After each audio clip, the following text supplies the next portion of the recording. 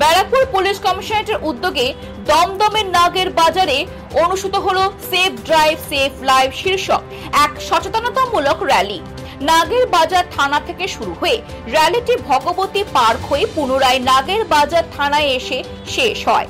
এই কর্মসূচিতে স্কুলের ছাত্র ছাত্রী, ট্রাফিক পুলিশ এবং সাধারণ মানুষ সক্রিয়ভাবে অংশগ্রহণ করে।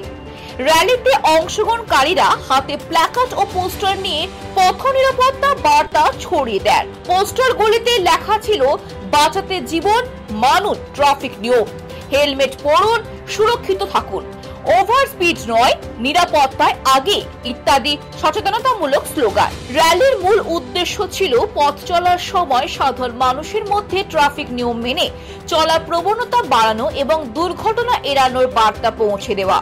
শহরবাসীর মধ্যেও এই র্যালি ঘিরে যথেষ্ট উৎসাহ দেখা যায়।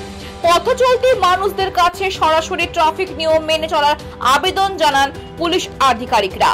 নাগের বাজার থানা পুলিশ ও ট্রাফিক বিভাগের আধিকারিকরা এই দিন পথ নিরাপত্তা গুরুত্ব নিয়ে বক্তব্য রাখেন। সচেতনতামূলক এই উদ্যোগ শহরের সড়ক দুর্ঘটনা রোধে নতুন দিশা দেখাবে বলে মনে করছেন অনেকেই। মাননীয় নগরপাল ব্যারাকপুরের নির্দেশ এবং উপনগরপাল ট্রাফিক বিভাগের নির্দেশে আমাদের গতকাল অর্থাৎ ইংরেজির 1 জুলাই থেকে এটা শুরু হয়েছে। 7 দিন ব্যাপী এটা চলবে আমাদের এই পথ নিরাপত্তা সপ্তাহ।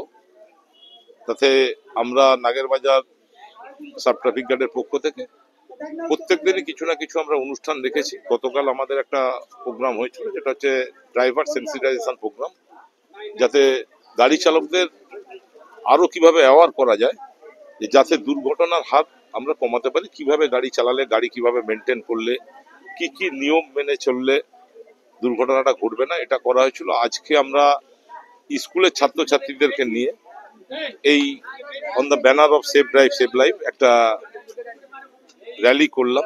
দমদম থেকে মানস চৌধুরী রিপোর্ট, খবর বাংলা।